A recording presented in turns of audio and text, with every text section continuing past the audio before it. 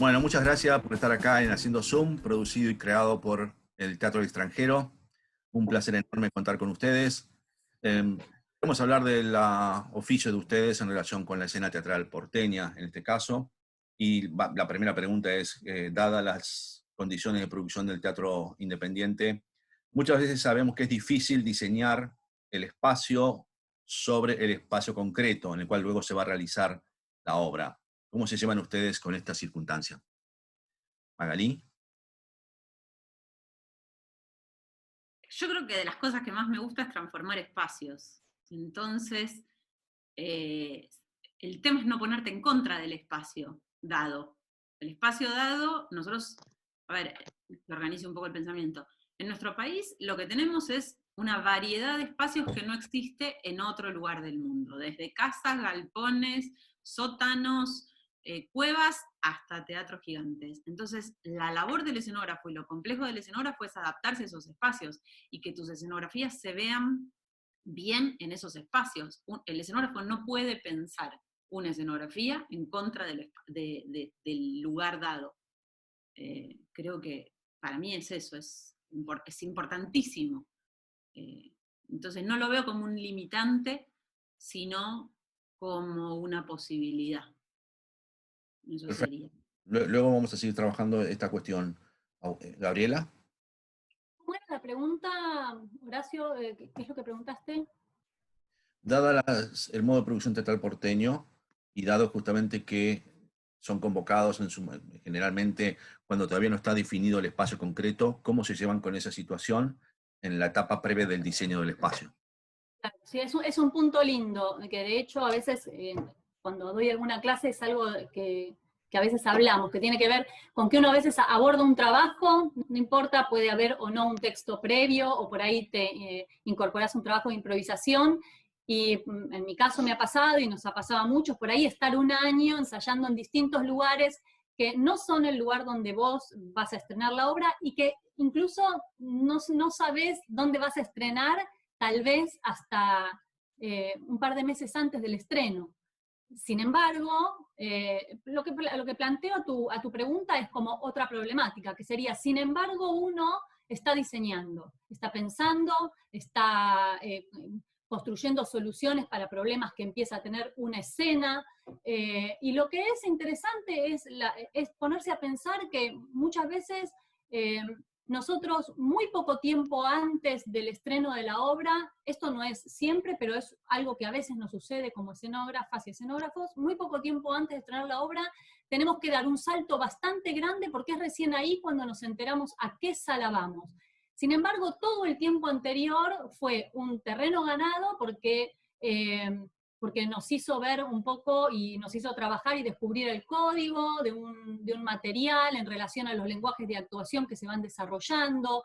Es como si yo te dijera, es un tiempo muy útil de conocimiento, por lo menos en mi caso, que me hace dar luego ese salto que tengo que dar con un poco más de seguridad.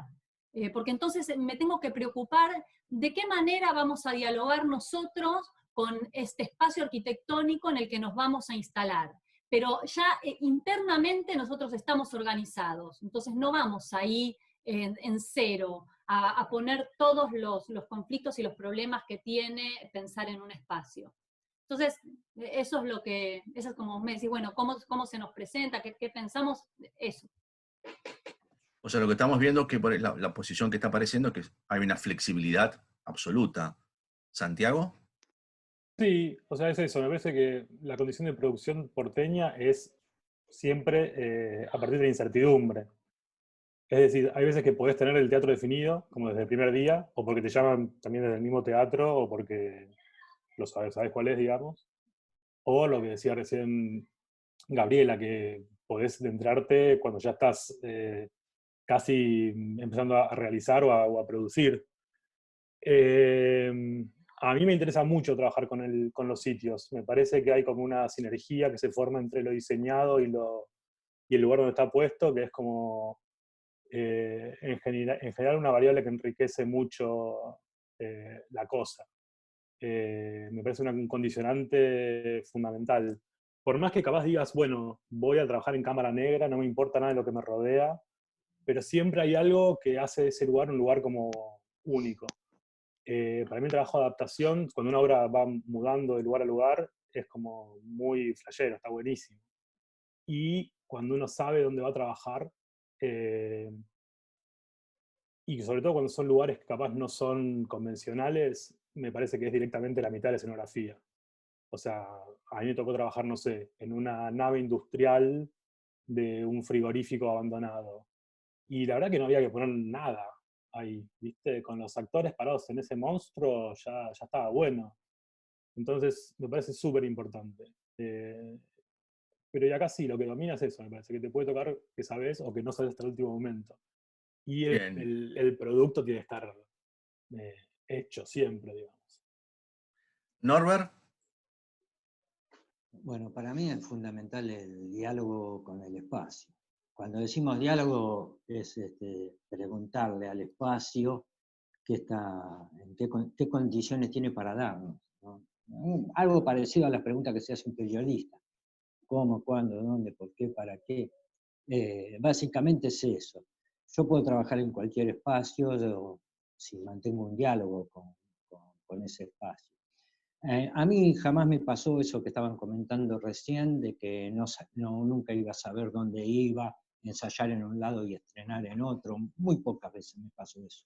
Yo siempre tuve el diálogo con el espacio y de acuerdo a lo que ese espacio está en condiciones de darme, he trabajado. Básicamente eso, ¿no? No hay espacios buenos y espacios malos. Hay espacios que tienen una voz, hay que interpretar esa voz en el diálogo, que es un diálogo sensitivo, ¿no? Digamos, es eso. El espacio se puede tocar, oler, ver. Eso, yo me he basado en las preguntas periodísticas del periodismo, cuando dialogo con bueno, el espacio. perfecto. Entonces vamos a la pregunta contraria. El espacio ya está definido y ustedes empiezan a diseñar para un espacio definido. ¿Se llevan mejor con esta situación o se sienten limitados? Me llevo bien también, me gusta. Ahí pasa algo más del orden de lo que decía Laino, que es, hay algo de las características de ese espacio que es una de las primeras cosas con las que yo me empiezo a vincular para proponerle al director, incluso para que, no solamente para que yo comprenda o entre en diálogo, mire, sino también voy bastante con el director en la medida de lo posible, o directora, a ese espacio para que juntas podamos ver qué es lo que pasa ahí, porque como sea, lo cierto es que en general vos demorás muchas veces en abordar al lugar, no siempre, pero esto es flexible, ¿no? Pero muchas veces demorás en los teatros oficiales, vos por ahí ya sabés la sala que te toca, pero no llegás a esa sala en los primeros tiempos de ensayo. Entonces, digo, la idea también es como ir ahí con el director y por ahí el resto del equipo y empezar a ver qué es lo que pasa con... No es una limitante, es otra forma de pensar, de abordar. Y sí, a mí me gusta mucho la arquitectura, no soy arquitecta, pero me gusta, con lo cual estoy muy pendiente de las características de planta, de materiales con las que cuenta el espacio y en diferentes obras también te pasan cosas distintas. Hay obras en las que hago el ejercicio de asimilar por completo el trabajo que estamos haciendo, eso como de fusión o de asimilación, y eso es magnífico, y en otros materiales es más entrar en fricción con el espacio, porque tal vez ese material puede ser interesante, que ese sea el tipo de diálogo que establezca, y entonces ahí hay un recorte, pero ese recorte nos sirve, no sé, como es otra experiencia distinta, igual de atractiva para mí. Gracias, Gaby.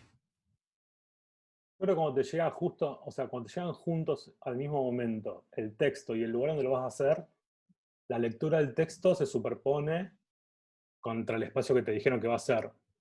¿Por qué Entonces contra? ahí, no, que se superpone, digamos, como que lees el texto sabiendo que va en esa sala. Entonces ahí es como que se anuda una relación que puede ser muy estrecha y que va a ser muy dominante, me parece, sobre la situación del diseño. O sea, ¿Y te sentís cómodo? Sí, súper. Sí, súper. Más cómodo que, más cómodo que en las otras situaciones. Sí, me parece que es como, ya tenés una variable gruesa como batiendo desde el primer día.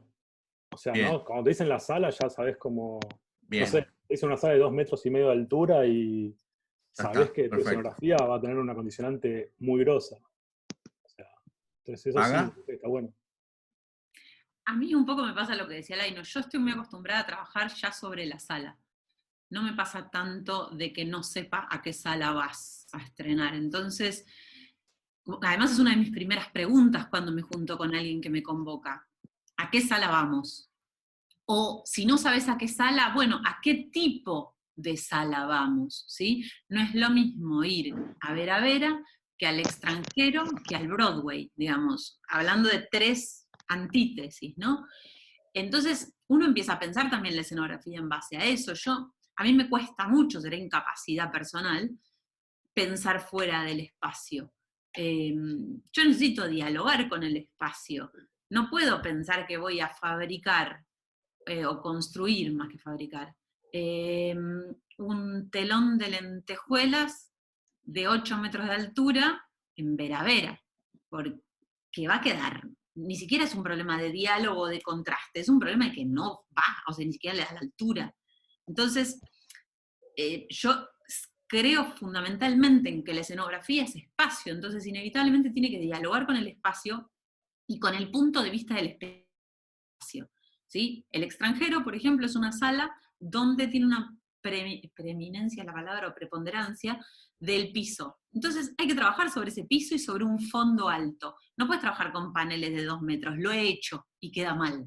¿Sí? O sea, porque empezás a ver por atrás, porque el público, el punto de vista del espectador, ¿sí? Las líneas de visuales, como le llamamos en escenografía, empiezan a ver lo que pasa atrás. Entonces, el diálogo para mí con el espacio es fundamental. Yo, o sea, pienso una obra en base a un espacio. No las puedo disociar, insisto, quizás es mi incapacidad. No puedo disociarlo. Sí puedo adaptarlo. Me ha pasado con obras que han pasado por 8 salas diferentes. Y bueno, uno empieza a pensar, a cranear cómo adapta eso a otra cosa. Y también creo que para los actores es fundamental saber con el espacio con el que van a trabajar. No es lo mismo empezar a trabajar una obra sabiendo cómo es el espacio que no. Otra cosa es cuando empezás a improvisar o cuando empezás con otro tipo de búsquedas, ¿sí? Pero bueno, también, insisto, depende siempre con los directores con los que uno trabaja, con los compañeros que uno trabaja. Cada uno va moviéndose en determinados circuitos en los cuales hay gente que trabaja conmigo por alguna razón y con otro por otra razón, digamos. Y una Ya es vamos, esa. ya vamos a llegar a ese momento, a la Sí, relación con los otros de la exacto. cooperativa o del sistema. Norberto, Eh, sí, cuando uno dialoga con el espacio, en ese diálogo lo que uno tiene con la sala, que es o el espacio, que es un ida y vuelta, lo que empieza a aparecer después de esas preguntas que uno se hizo, es el carácter del lugar. El carácter lo da la materia, es decir, los materiales. En ese carácter está lo que va a surgir como una impronta de estética y de poética. Es la poética que ya tiene el espacio, más la poética que tiene, en este caso, Laino, y se juntarán y formarán un lenguaje. Eso es lo que a mí me interesa en un principio. Después, no siempre lo que predomina es el texto, eso es una falacia, es un error. Porque con lo que uno va a trabajar en el espacio son con objetos y cuerpos, de bailarines, actores, lo que sea, y sonidos que se generarán con esos cuerpos, esos objetos, voces, no sé, pies que se raspan, digamos. Entonces, todo lo sensitivo, que uno pone, más el carácter que tiene el espacio, es lo que va a generar una poética. A mí lo que me interesa siempre en un espacio, ahí te voy, es mostrar un lenguaje. Yo intento mostrar un lenguaje que está conformado por Laino y la sala. Eso, básicamente. No sé si se perfecto. entendió, pero... Sí, sí, buenísimo todo lo que dijeron. Hay un montón de temas que están empezando a aparecer. Vamos a ver si podemos aprovechar algo de lo que acabas de decir y que se relaciona con lo que ya dijeron los compañeros. En una época estaban los directores que dirigían actores y estaban los directores que eran puestistas. En una época donde todo estaba más claro. Hoy ya no queda muy claro esas distinciones. Algunos agradecemos que se haya tirado abajo eso, otros lamentan que se haya tirado abajo ese modo de clasificación o modo de producción. ¿Cómo creen que se lleva la escena porteña entonces con el uso del espacio? ¿Y sobre qué aspectos deberíamos reflexionar, Norberto? No, bueno, primero deberíamos reflexionar sobre el teatro, no sobre el espacio. ¿Qué queremos hacer con el teatro que hacemos? ¿No? Yo pretendo hacer un teatro artístico, de lenguaje artístico, no hago otro tipo de teatro, pretendo hacerlo. La escena porteña es muy variada, entonces es muy difícil que podamos hablar de la escena porteña en 40 minutos, digamos. Yo puedo reducir lo que entiendo por escena porteña. Voy a aprovechar para modificar la pregunta, entonces, así nos ponemos con un dato objetivo claro. Ha habido una atomización y una multiplicación de espacios pequeños. Entonces me parece que más allá de la amabilidad que podemos tener, tipo, bueno, no para hablar de lo que es el teatro porteño, me parece que lo que la pregunta hace referencia es, frente a esta multiplicación del espacio porteño, frente a lo que hablábamos en la previa, tienen 2 metros para guardar escenografía en las mejores salas del abasto del teatro independiente, y se han abandonado la lucha por ocupar los espacios de 400 personas. Ustedes saben que hay por lo menos 11 teatros en el conurbano que tienen para más de 400 personas, que básicamente son de la comunidad italiana. Teatros justamente que están como abandonados, usados, etc. Y que entonces acá, lo que ha pasado con la escena porteña es que esa atomización ha producido una gulliverización justamente del uso del espacio. A eso me refiero. Digamos, la pregunta esconde esto detrás, entonces por eso te la hago, ¿sí? Eso, listo. Entonces, Norbert, o quien quiera... Creo que que no entiendo la pregunta del todo, perdón. Dado la atomización y pequeñización del espacio, ¿cómo creen que se lleva la escena porteña con el uso del espacio? ¿Y sobre qué aspectos creen que deberíamos reflexionar? Porque está ligado, lo que ustedes están planteando, por eso, primero tuvimos la parte, digamos, más expositiva, que nos cuenten de qué se trata, cómo trabajan idealmente. Ahora empezamos la pregunta a abordar lo real. Digamos, porque primero parece una gran flexibilidad por parte de ustedes, que todos sabemos que la tienen, porque de hecho son de la gente que más trabaja en la escena porteña, y con lo cual, obviamente, si no fueran flexibles, no podrían hacerse cargo de saltar de vera a vera a la casa cubierta, como bien planteaste vos, Maga, con el ejemplo de las salas. Pero lo que ha pasado en los últimos 20 años es que justamente hay salas que tienen espacio para 20 personas y un escenario de 4x4, con 1 metro para dejar escenografía. Entonces, hay la cuestión, bueno, la realidad de la escena porteña en general ahora está mucho más hegemonizada por ese tipo de espacios, con lo cual la relación que tiene con el espacio parece que empieza a tender a cero, ¿sí? ¿Y qué piensan ustedes sobre esa situación en relación con su trabajo, con su oficio? Y Yo sobre qué creo que nos obliga a ser más creativos esto en un punto con los espacios pequeños, ¿sí? Igual no voy a contestar toda la pregunta porque necesito reflexionarlo un poco, así que después otro que me interrumpa. Por otro lado, tiene que ver con las condiciones de producción. No hay presupuesto para mega escenografías. A mí me encantaría hacer mega escenografías, y por otro lado, a mí me llamas con presupuesto cero y te digo, no soy capaz. Te estoy diciendo que un montón de cosas que no debería, como que no soy capaz, como que no se me ocurre. Digamos, no soy capaz, porque no es que no soy capaz, tampoco tengo ya ganas de hacer cosas o sea, sin nada de presupuesto, o que ya me vengas y me digas, solo hay que usar las cosas que hay en mi casa. Porque no me divierte, cada vez tengo ganas yo de hacer obras en salas más profesionales, más grandes, que te permiten más cosas, y no hablo de tamaño en relación a que sea un teatro a la italiana o un teatro de 400 personas, sino hablo de un teatro donde uno pueda experimentar más, ¿sí? A mí me ha pasado, y pongo el ejemplo de Vera Vera, creo que de las escenografías más bellas que hice en toda mi carrera, ha sido en Vera Vera, con un telón de nylon bien iluminado, y ha sido muy bello cómo ese espacio se incorporó en ese telón. Pero creo que tiene que ver con que nuestro teatro no es un teatro que decida ir a salas más grandes. Nos cuesta ir a salas más grandes, sobre todo a nuestra generación, ¿sí? Los más jóvenes que nosotros van más rápido, se adaptan más rápido a salas más grandes que nosotros.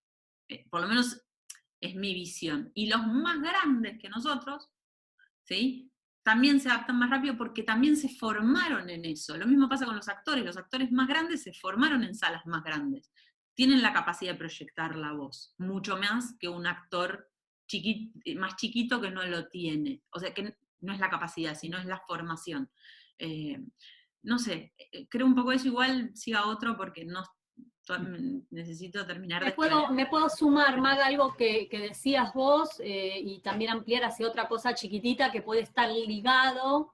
También algo de lo que decía Laino, que tenía que ver con que estas preguntas a veces tienen más que ver con pensar el teatro, la escena teatral, porque se involucran muchos factores en esta pregunta. Uno, el que decía Magalí, que es un tema de producción. Hay salas pequeñas, hay presupuestos pequeños también. Y hay algo ahí que está vinculado, que está relacionado. Gaby, y hay salas grandes con presupuestos pequeños.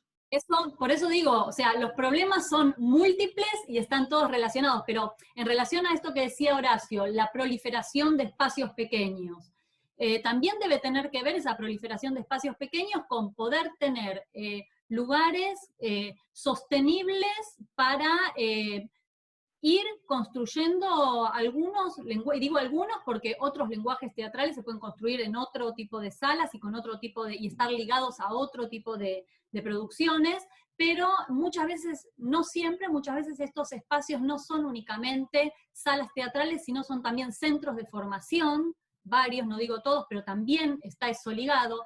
Entonces, yo no lo veo como algo negativo, sino como que en realidad uno está laburando todo el tiempo con un sistema abierto como de probabilidades y de realidades, donde pueden ingresar todos estos espacios pequeños. También están las salas de teatros oficiales que te ofrecen un sistema de producción y un tipo de sala que tiene un carácter, salvo creo las salas más experimentales de los teatros oficiales, la CUNYL o las salas chiquitas del Cervantes, son teatros con escenario a la italiana, con una distancia entre el espectador y la obra, que no siempre es algo que quienes están produciendo en ciertos circuitos quieren experimentar porque quieren laburar sobre otro lenguaje, y también debe haber influido en algún momento algo de cierta retracción de público que también por eso se empiece a pensar en salas donde entran 70 personas o 50 o 60, que calculo que también por ahí tuvo que ver con empezar a hacer una función por semana. Pero, y cierro con esto, así si alguien quiere incorporar, hay algunas experiencias lindas, esto lo ligo con lo otro que vos decías, que era lo de saben que hay, que yo no sabía, que están todas esas salas que dependen, no sé si dijiste, de la sociedad italiana o española. Fueron creadas por la sociedad italiana. Bueno, pero yo recuerdo un proyecto en el que yo estuve y una época que el Coliseo de La Plata, en su sala experimental, ponía obras y había una camioneta, un par de camionetas que salían desde acá de Callao y Perón, ahí cerca de Callao y Corrientes, y te llevaban hasta La Plata y cuando terminaba el espectáculo te volvían a traer. Yo me acuerdo que fui a ver varias obras, me acuerdo unas obras de danza que a mí me interesaba, porque tuve esa posibilidad, porque al no tener auto, volverte de noche solo de La Plata.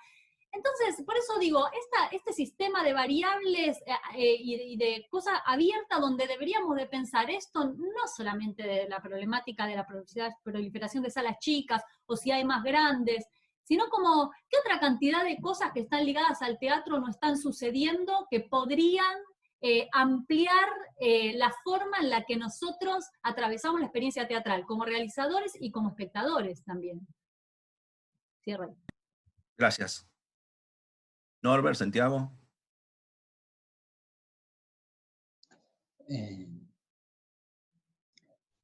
Sí, a mí me parece que un poco no sé, a mí me parece que no, que el hecho de pensar en las salas porteñas reducidas, o sea, de pocos espacios, de pocos metrajes, lo que hacen es generar un tipo de trabajo muy específico, y que también tiene muchas virtudes comparados con otros tipos de salas, porque hay que entender bien cuál es su característica y su cosa específica en el espacio. Que otras salas oficiales tienen la imposibilidad de dártela. Las salas oficiales... Laino, tu pozo de la obra esta de Lisandro, ese pozo. Ese bueno, pozo eso no lo podés hacer.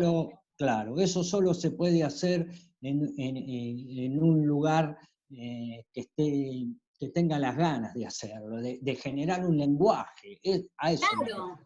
Ahora, si vos, por supuesto que nosotros no teníamos el dinero que puede tener una sala oficial, ¿no?, en producción, que igual en estos momentos es muy miserable lo que te dan para hacer una producción. Los teatros oficiales son altamente miserables, no solo en su conducción, también en su producción. Cuando digo conducción me refiero a los directivos.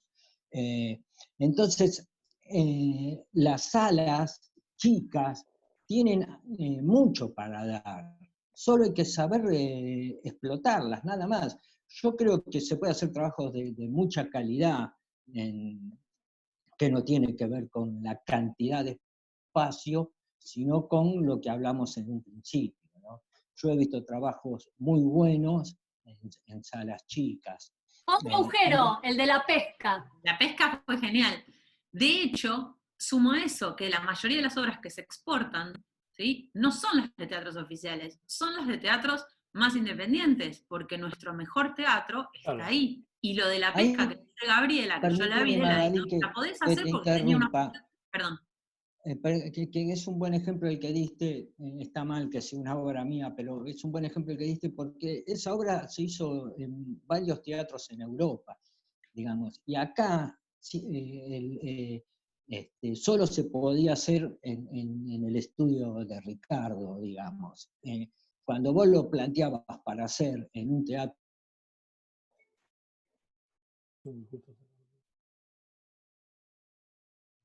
¿Se cortó Laino?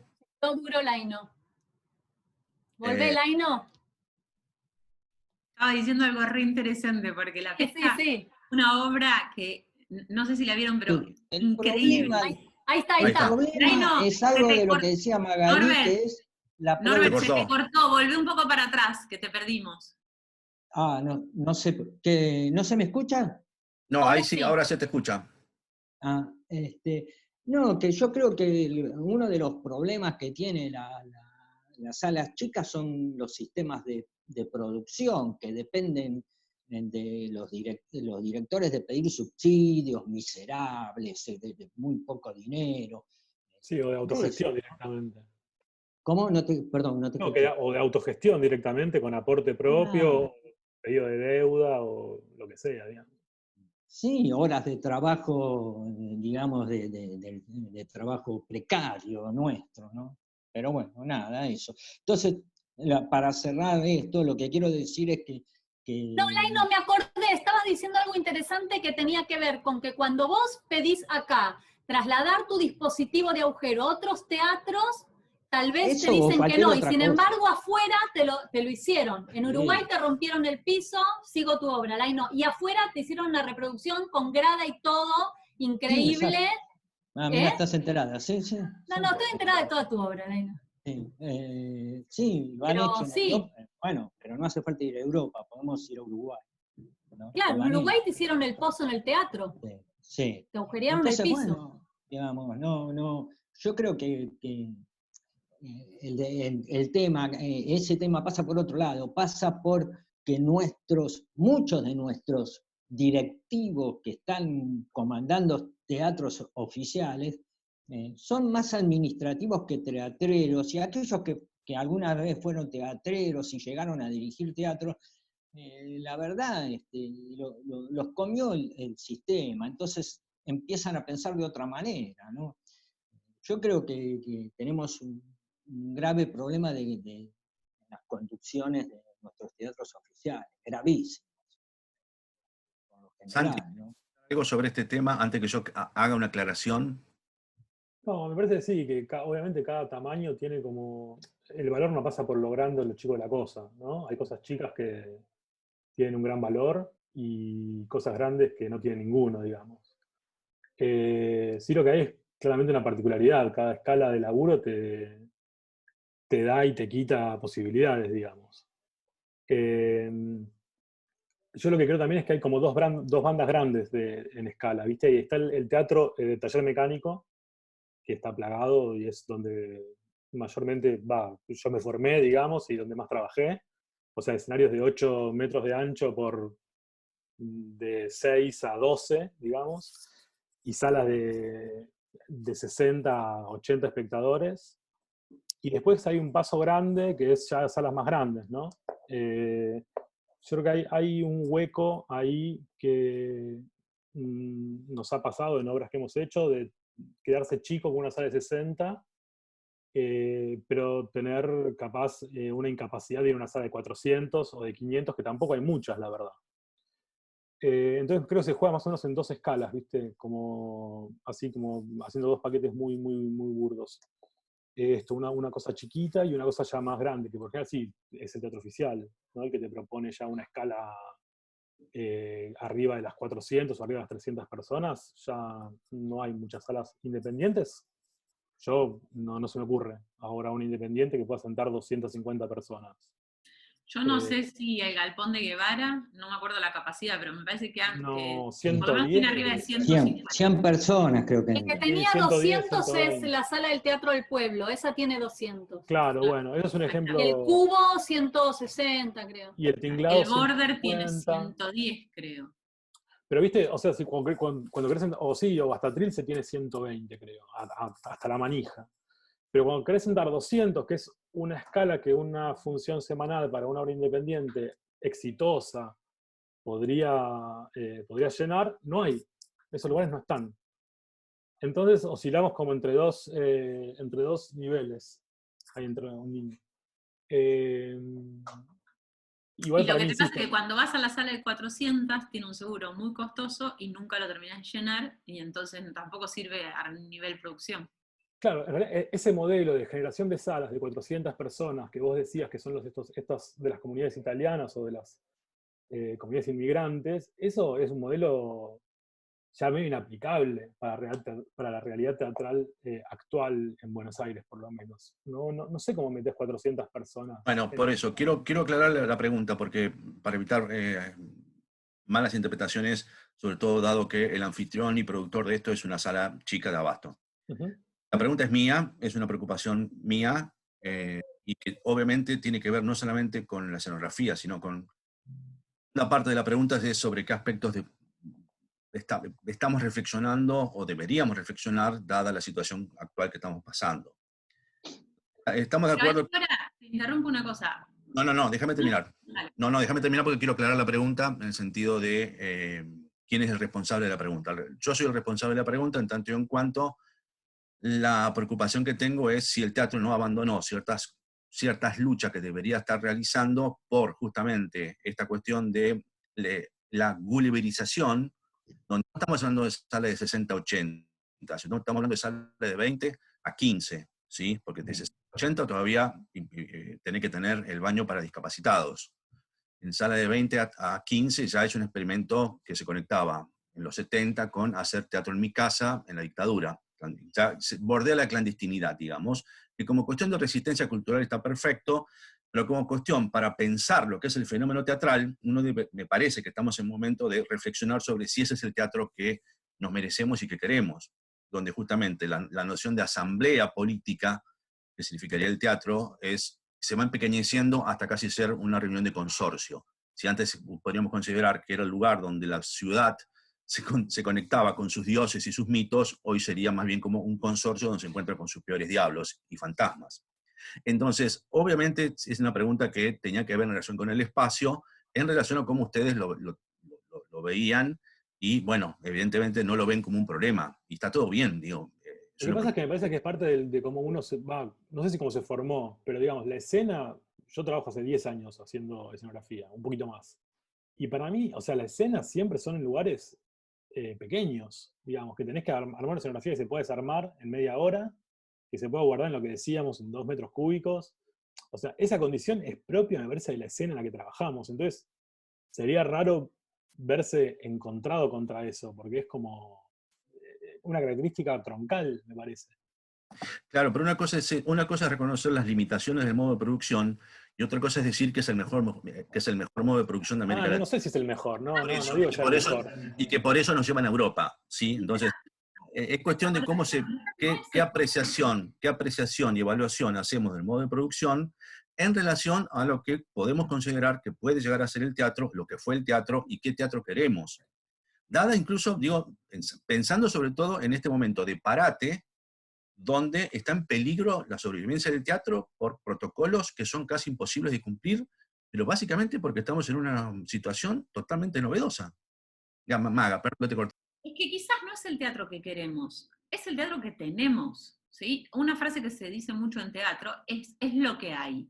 Y nosotros, Santiago trabaja hace 10 años, yo trabajo hace 15, Gaby trabajará hace un poco más, Laino hace un poco más también. Y un poco la situación, por lo menos creo que a Santiago y a mí nos pasa lo mismo, es que nacimos con este tipo de teatro. No podemos estar en contra. Lo que sí podemos decir es, che, hay algo de esto que podría cambiar.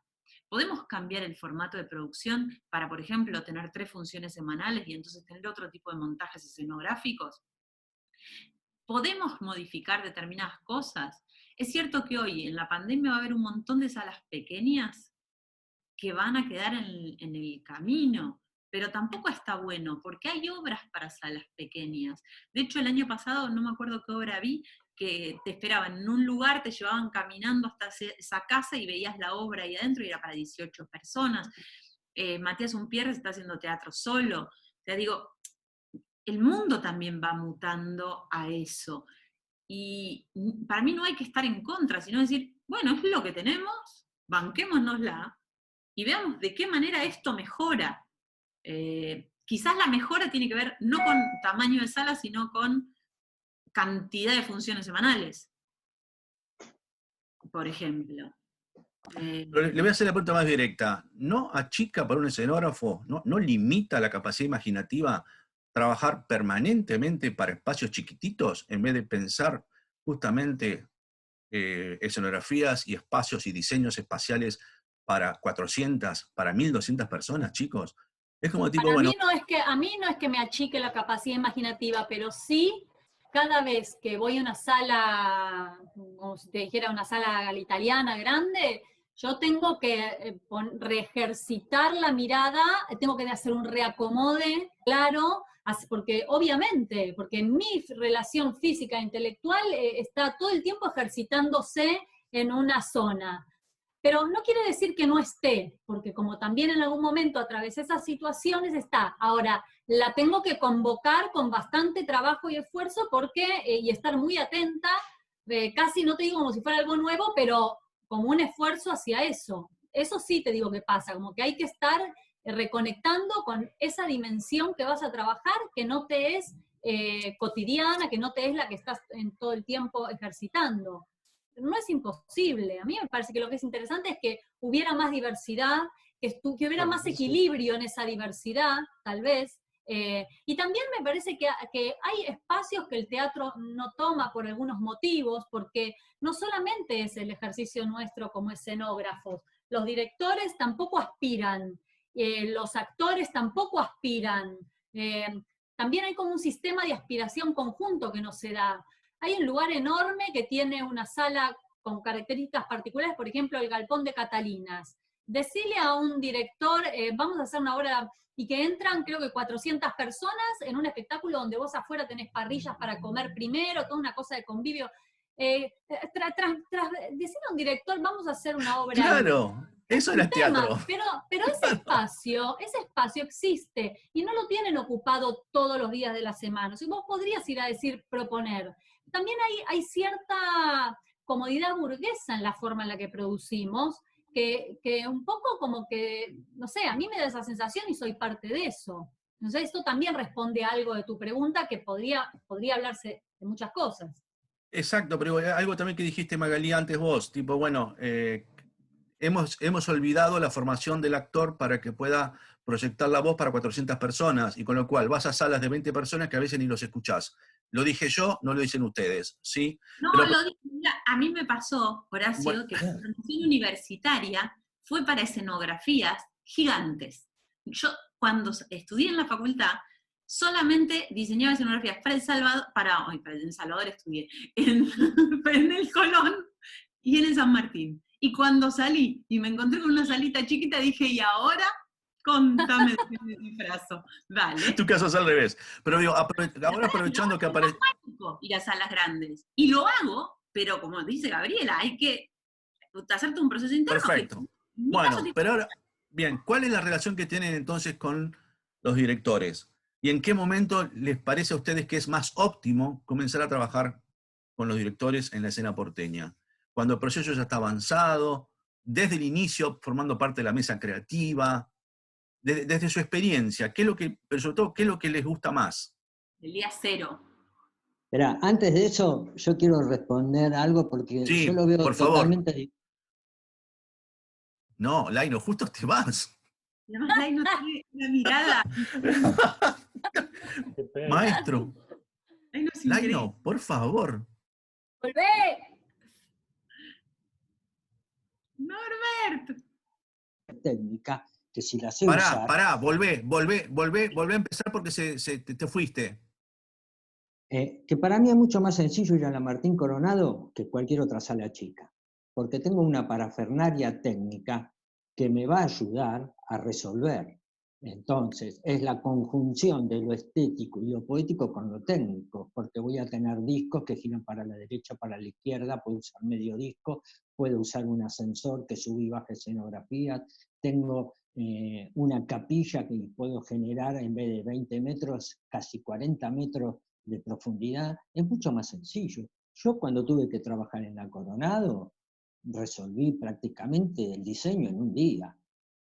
Después tuve que hacer planos, porque bueno, eso es una cuestión técnica, pero es mucho más sencillo. Para mí es mucho más fácil ir a una sala que tenga parafernalia técnica. No quiere decir que sea bueno el trabajo, puede ser una porquería, pero para trabajar técnicamente es una pavada, es muy simple. Perdón, entonces para completar también antes esa cuestión, ¿ustedes creen que la escena porteña de la que conocemos tiene una buena relación con el espacio o no?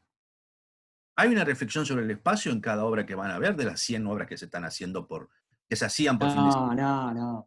Yo ahí te puedo decir que la mayoría de las cosas que veo o que vi son unos bodrios tremendos, unos bodrios tremendos. ¿Y sobre qué habría que reflexionar entonces? ¿Sobre qué habría que reflexionar? Sobre el espacio y el tiempo que genera el espacio en la escenografía y la relación que tiene con todos los elementos que componen al teatro, con todas las disciplinas que componen al teatro. Digamos, no es solo la escenografía, es la escenografía que tiene un tiempo en relación con todas las disciplinas. Eso genera una malla, una matriz que sostiene lo que llamamos el espectáculo, y no se reflexiona sobre eso, digamos. Son muy pocos los que reflexionan sobre eso. Entonces, lo que vas a ir a ver siempre son disciplinas individuales que tratan de formar un conjunto que por lo general es un bodrio, ¿entendés? Porque hay gente que valoriza solo el texto, gente que valoriza solo la actuación, gente que, digamos, son muy pocos los que valorizan el espectáculo como una obra de arte, son muy pocos. Entonces, lo que más se ve son bodrios. ¿Están de acuerdo? Yo creo que hay algo de lo que dice Norberto que es cierto que tiene que ver también con un sistema de producción, que es que nosotros no estamos acostumbrados a ensayar con la escenografía, no es lo normal. Entonces pasa algo que falta esa interacción con el espacio, y falta habitar el espacio. A mí me pasa en Alemania que los actores empiezan a ensayar con una escenografía amuleto el día 1 que van al ensayo, a la sala de ensayo. Aunque sean paneles que tenían tirados en el teatro, lo que fuere, lo más parecido a lo que se puede adaptar. Acá, lo que nos pasa, que yo eso sí lo veo como una contra, es que, o por lo menos lo que me pasa a mí, en las obras en las que yo trabajo, es que con suerte tengo la escenografía 20 días antes. No la tengo mucho más antes, porque hay otra obra, entonces no puedes entrar a la escenografía porque tus 2 metros cuadrados están ocupados, porque no hay presupuesto, entonces no llegaste a producirlo, hay un montón de factores. Para mí eso es un tema, y es complejo. Y eso hace que no se habite el espacio. Santi. Sí, me parece que es un poco lo que decía Norberto, o sea, hay como mucha cosa que no hay reflexión. Me parece que hay capaz, esto es un pensamiento en voz alta, no tengo elementos para asegurarlo, pero me da la impresión de que hay un tema de formación, de que muchas veces a los actores o a los directores se los forma o se les presta más atención o se soslaya un poco alguna cuestión, específicamente con lo espacial. Eh, puede ser que haya eso, sí, es probable. Después hay obras que no, que están súper casadas con espacialmente también, ¿no? Y que funcionan como un reloj, o sea, espacial también, ¿no? O sea, pero sí, hay muchas cosas que se notan cierta desaprensión. Me parece que es común ese pifia. Gabriela, ¿querés opinar algo sobre lo que dijo? Sí, por ahí algo chiquito que me surge de esto, que es que para mí también, entre otras cosas, adhiero un poco a lo que dijimos todos, pero que también, entre otras cosas, tiene que ver, y vuelvo como al inicio de lo que decía Laino, de pensar también en términos de teatro, que el orden jerárquico en el que se reflexiona en general sobre el teatro, que aparece en los propios grupos de trabajo, que está dado por algunas de las formas de inicio, de disparadores, desde dónde se inicia un trabajo teatral, y también está dado por la crítica, que siempre hace el asiento en la dramaturgia, o en la actuación, o en la dirección, en el mejor de los casos, y que eso se traslada también no voy a generalizar, siempre hay excepciones, pero que está como tiñendo nuestros formatos y nuestros sistemas de trabajo, y me parece que eso da como resultado una falta de reflexión general.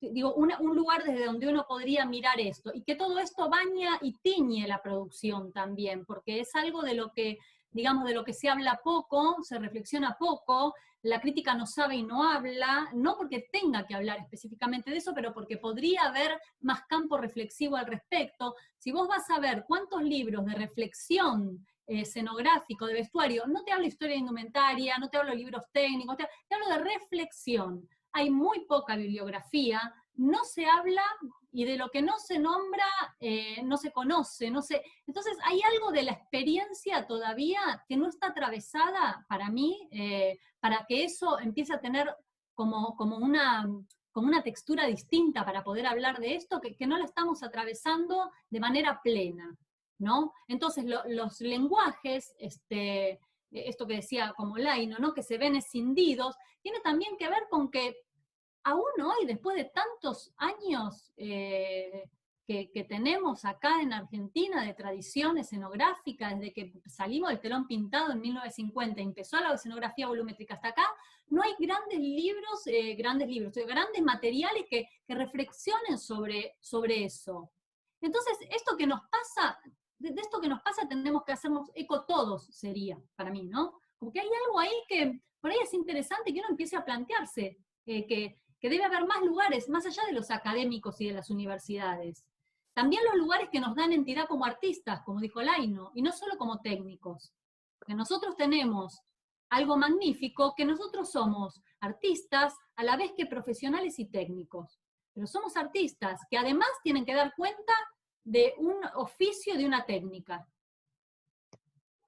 Todo ese campo no está reflexionado profundamente, ni siquiera empezamos a intentar hacerlo.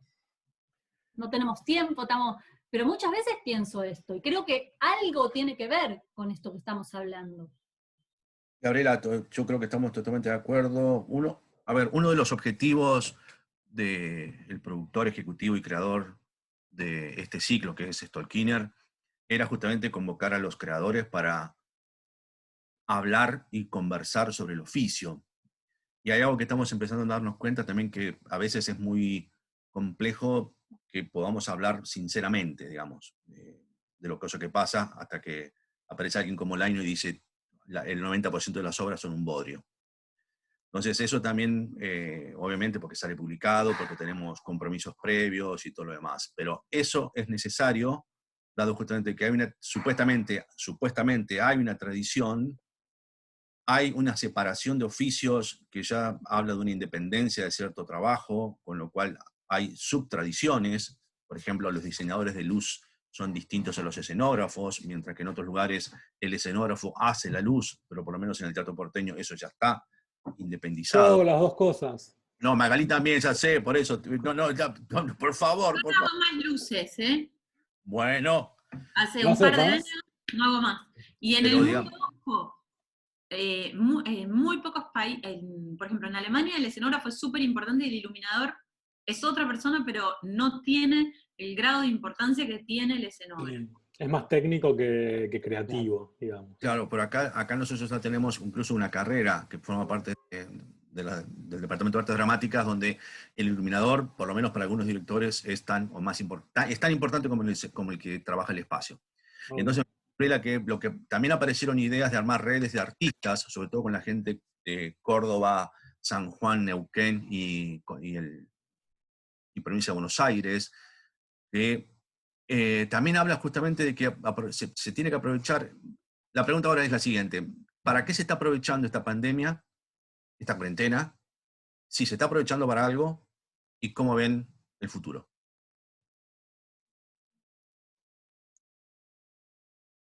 Muy difícil. Yo creo que... Sin deprimirnos. Ya se empezó a poner difícil, Vanega, ya se empezó a poner... No es difícil.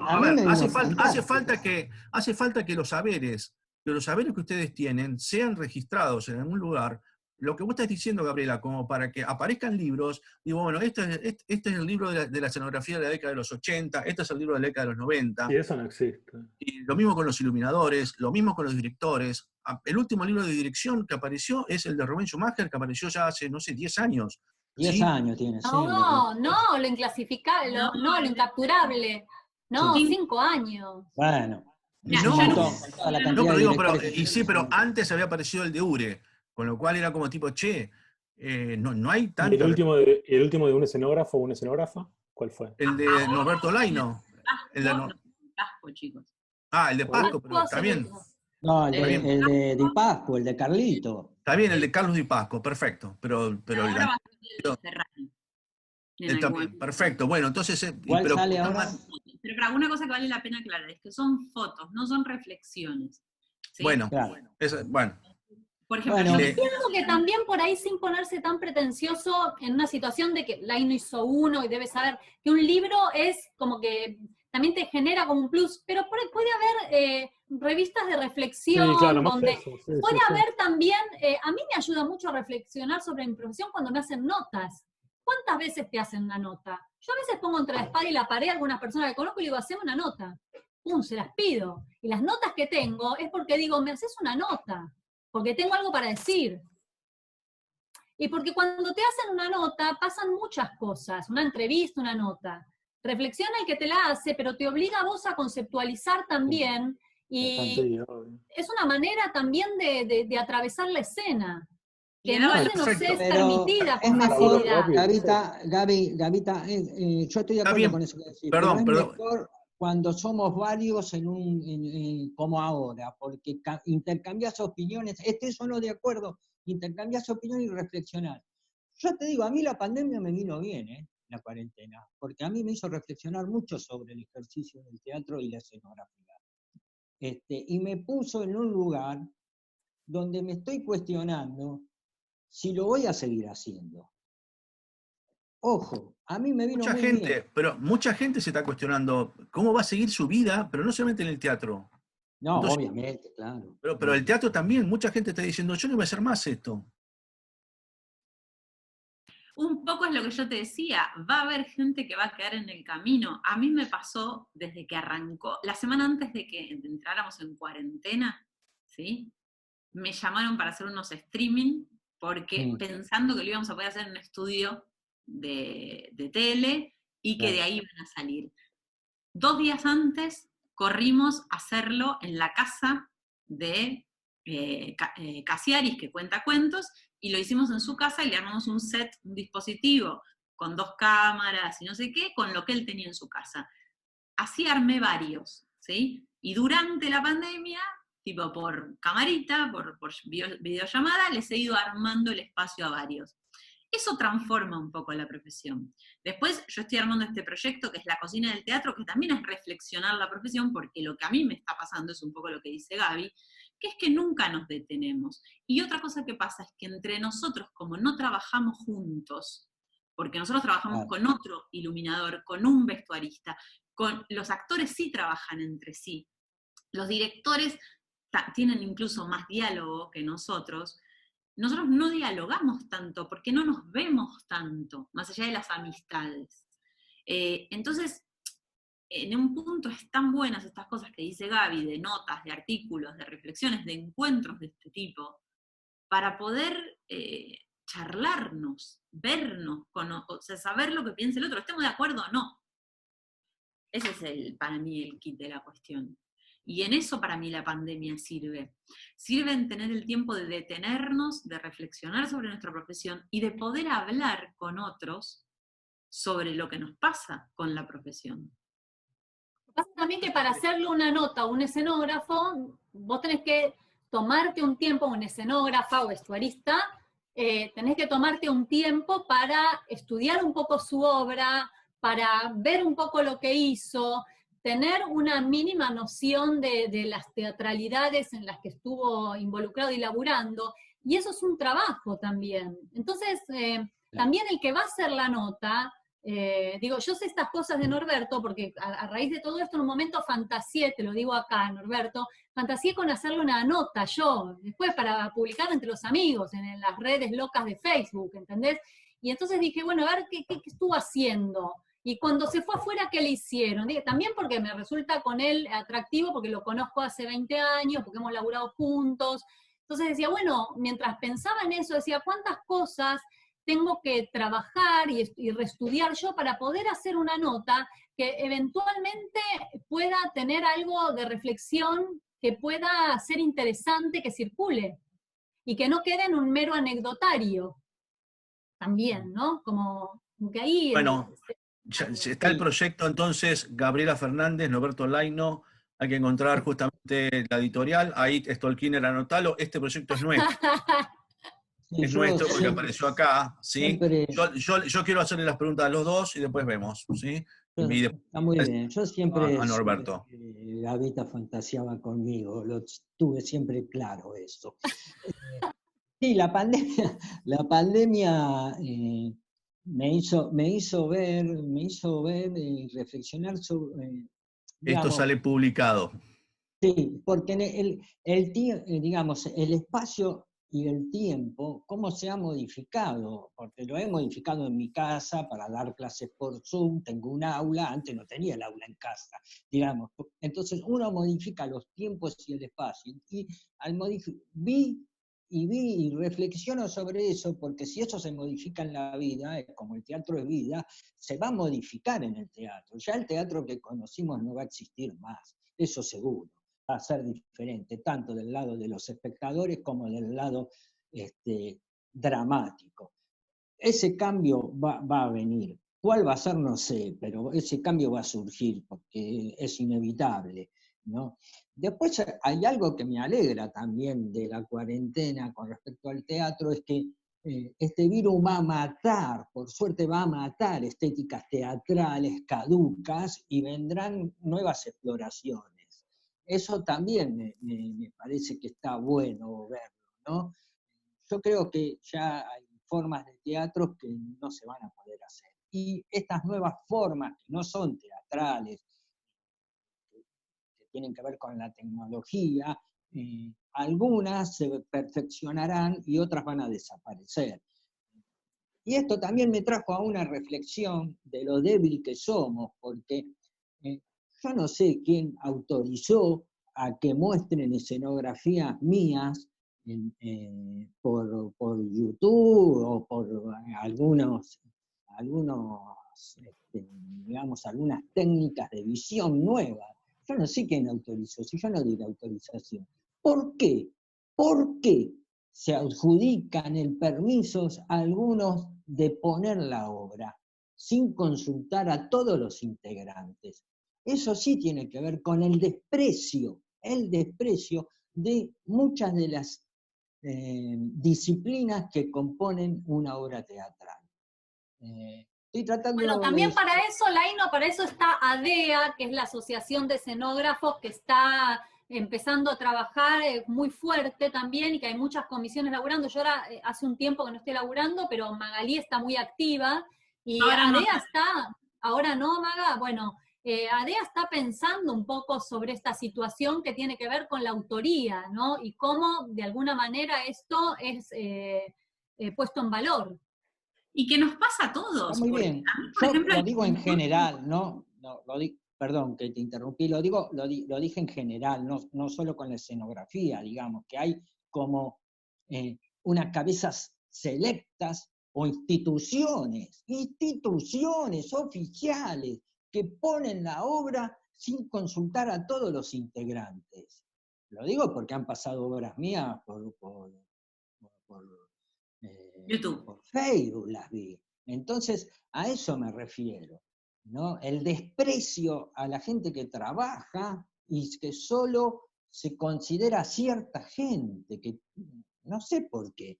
Entonces eso me trae otra reflexión que es casi similar, aunque parezca una locura, a que nos espantamos cuando un policía con la rodilla le aprieta la cabeza a un estadounidense negro, y no nos espantamos, y esto lo he visto porque yo tomo el tren cuando no hay cuarentena, en 11 sobre la avenida Corriente, cuando la policía apalea a los senegaleses que tienen un mercado persa vendiendo chucherías. Entonces es muy loco lo que nos pasa a nosotros, es muy loco lo que nos pasa en general. Entonces todo lo que vivimos en general infecta nuestro teatro. A eso voy, ¿se entiende? Nuestro espacio y tiempo que está alterado ahora por la cuarentena nos hace ver el desprecio que tenemos por ciertas disciplinas teatrales y que viene de muy arriba esto y de muchos años. Entonces, el planteo que hace Gaby de nuestros reportajes o nuestras charlas es muy valedero, es muy valioso, porque lo que haría sería aunar fuerzas para hacerse valer de aquellas disciplinas que aparentemente no son tan importantes por algunos que componen las series, las obras teatrales. A ver, nos queda poco tiempo. Santiago, me gustaría conocer Sí, tu opinión sí, sobre dos esto y sobre lo reflexiones que, rápidas con la y, pandemia y el virus y lo, toda la movida. y lo que viene, y lo que viene. Sí, una es, sí, me hago eco de esto que decía Norberto recién, del tema de la mediatización de una cosa que no estaba prevista para verse por canales online, nada de eso. Bueno, ahí hay una reflexión que me parece que va a haber que reflexionar a futuro de cómo registramos o cómo queremos que se registren las cosas que hemos hecho.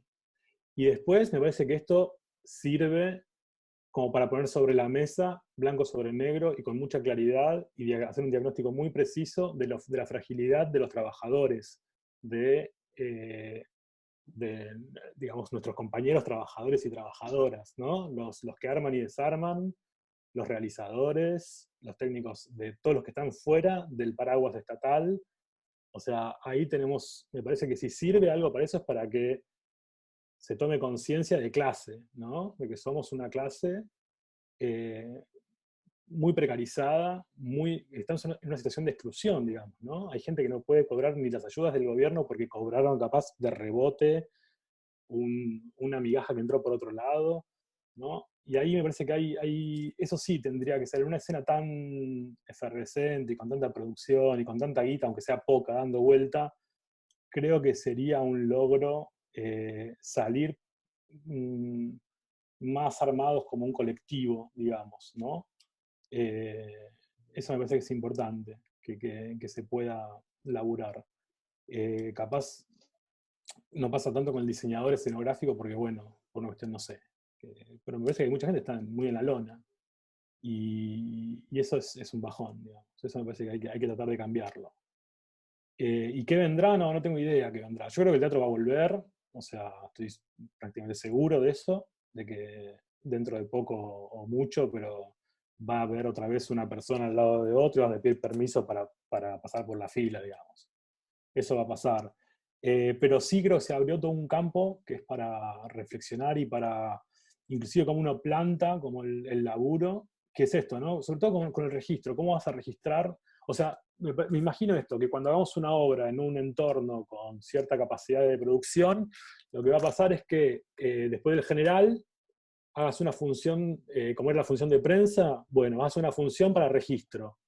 ¿Viste? Van a meter 3 cámaras, 3 camarógrafos, vamos a iluminar ese día para ese registro, se va a grabar hermosa la obra como la graban, no sé, el Albert Hall o el Royal no sé qué, O acá, ¿no? Que te muestran, claro, unas obras divinas que parecen como, que son un embole igual, es un embole igual que ver una de cámara fija, pero bueno, me parece que eso sí puede llegar a pasar. Después no creo que haya cambios muy mayúsculos. No, para mí hay una cosa que hay que reflexionar, que tiene que ver con cuál es nuestro lugar como desde el escenográfico, desde de los diseñadores escénicos. Es un poco lo que decía Norberto. Nosotros en general hablo, ¿sí? Hasta el estreno somos valiosos. Después del estreno perdemos valor. Entonces perdemos, no me gusta hablar a derechos, pero en un punto es eso. Que es, Igual, los contratos que firmás con un teatro público también vos entregás el laburo. Chau, pueden hacer lo que quieran. Sí. Y de o sea, hecho, no puedes decir, che, yo esto no lo firmo. Porque... No, te lo modifican, a veces en reposiciones, y vos seguís figurando tu nombre. Claro. Entonces, hay un lugar en donde uno, y también hago un mea culpa acerca de esto, uno no acompaña después los procesos. A mí me pasa también con obras que se están viendo por YouTube, por streaming, que yo hice y nadie me llamó para preguntarme. No dudo que el director o el actor que va a figurar ahí lo sabe. Y tampoco figuro en los créditos. Y digo, perdón, eso es lo que se está viendo. Eso también me parece que depende de cada institución. O sea, también lo que hubo fue, al principio, los primeros meses, cuando salieron, por ejemplo, el Cervantes a publicar las obras, hubo una ayuda económica por eso. O sea, no para todos, no para los diseñadores, no, porque vos cediste tus derechos. Sí. Yo creo que muchos diseñadores sí, ¿eh? En muchos casos sí. No sé si en todos, no hablo por todos, pero yo cobré guita. Yo sé que no en todos. Yo sé que no en todos. Y claro, bueno, capaz sea un problema que no en todos, pero digamos, ahí hubo, por eso depende mucho del caso puntual. También, no sé, hay teatros que no hicieron nada, digo, no le pararon a nadie y publicaron por publicar. O sea, depende mucho del caso, la dirección y no sé qué. Sí. Y los teatros independientes, también digo, a ver, siendo independiente tenés que llamar y decir, che, va a pasar esto.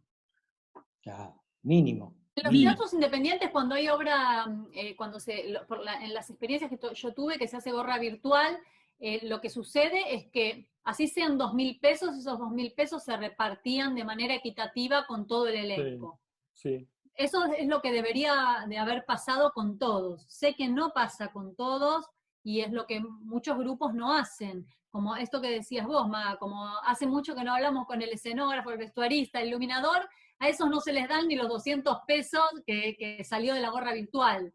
Y eso tiene que ver con una más allá de la camaradería que debería existir, que eso puede ser una mirada subjetiva sobre el asunto, la mirada objetiva sería decir que hay una autoría, que hay derechos y que te tienen que dar las 200 mangos que te corresponden, porque así como los cobra el autor por Argentores, el coreógrafo, el músico en Sadaic, debería pasar lo mismo, porque la camaradería es subjetiva.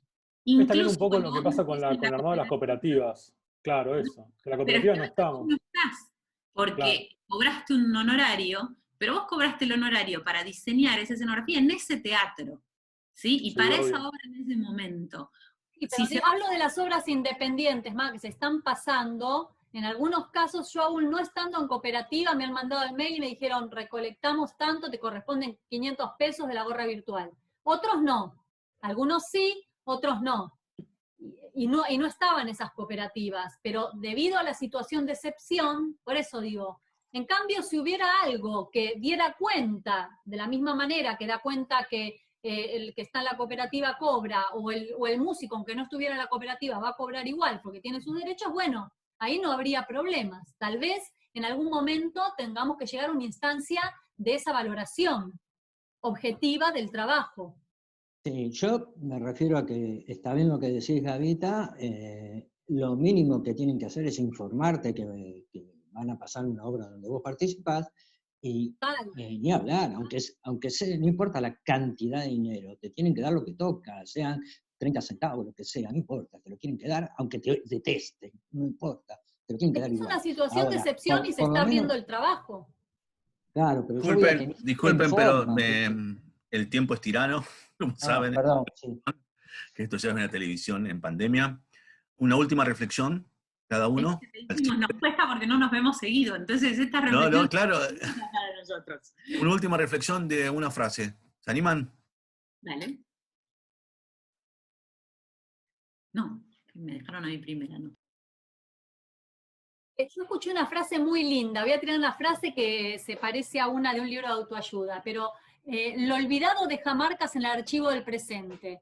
Lo leí hace poquito en un lugar y me pareció que era como esas cosas que me resonaban mucho en relación a cómo me imagino que puede pasar algo a futuro, ¿no? Como que todo lo que olvidamos, porque también hay algo en esa construcción que se está haciendo en nuestra mente debido a este encierro tan loco, que hay una suerte como de olvido. Esto del olvidado dejará marcas en el archivo del futuro. Me parecía que algo de eso, que va a ser interesante también poder pensar en eso cuando toque. ¿Qué nos quedó? Muchas gracias, Gabriela. Bueno, yo voy con la mía. Leí hace poquito un libro que el título es, más que una frase, es un cuentito. Es El pez que no quería evolucionar. Cuenta brevemente que viene una tortuga muy vieja y cuenta que se va a acabar el agua de un mar. Entonces, todos los peces empiezan a adaptarse y uno de los trabajos que había que hacer era todos los días subir a la superficie y respirar 20 segundos, 30, cada vez más, para poder vivir fuera del agua. Pero hay un pez que dice, ni loco, corazón, no lo voy a hacer. Entonces, empieza a ver que de repente hay más comida en el fondo del mar porque todo el resto de los peces están arriba y dice, vamos, esto está buenísimo, se dan cuenta que son unos giles, yo estoy acá y le estoy pasando bomba. Pero se empieza a secar el mar, ¿sí?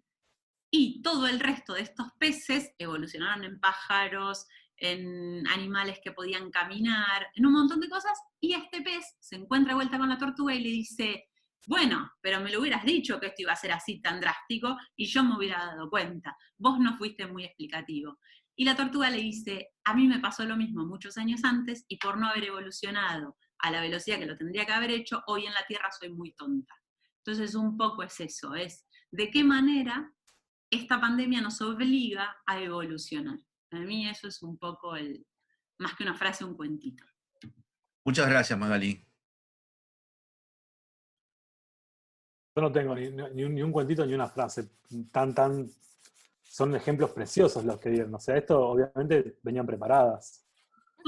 Yo nada, yo Somos agradezco mujeres, la somos oportunidad de mujeres. hablar, de estar en contacto acá con los compañeros y compañeras, y nada, está buenísimo. Sí me quedó picando lo que decía Gabriela, de que me parece que está bueno hacer algún trabajo de reflexión sobre la producción local. Eso me parece que está buenísimo y creo que tendríamos que contactarnos y cranear un toque de eso. Me parece que está muy bueno eso. Hace falta, yo creo que hay muchos chicos y muchas chicas y nosotros mismos que tenemos ganas de ver eso hecho bien y en serio. Me parece que eso falta. Pero nada, muchas gracias por este lugar de encuentro. Muchas gracias, Santiago. Norbert. Bueno, yo quiero que Magalí me invite a cenar, yo llevo el vino, y prometo que voy a la filmación. Tenés entrevista con Gabriela y comida conmigo. Y bueno, Gaby, lamento decirte que tu fantasía erótica no se va a cumplir, lo lamento. Ya se te pasó el cuarto de hora conmigo, ¿qué va a hacer?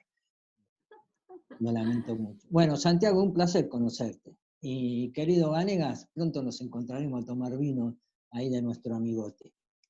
Espero que sí. Muchas gracias, Norberto. Muchas gracias a todos y a todas.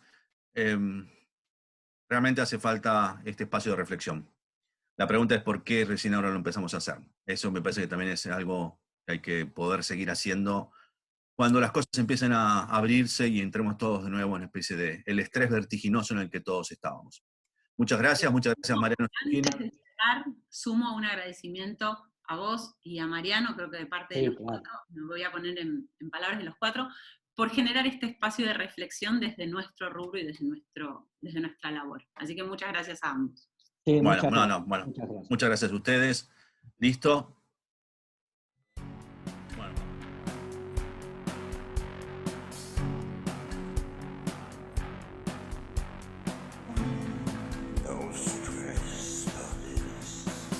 Pensé que iba a ser como un final el listo. No. ¿Cómo a tu final? Es irremontable, eso es irremontable. Bueno, listo. Iba a decir cosas preciosas, Gaby también, y vos terminaron un listo.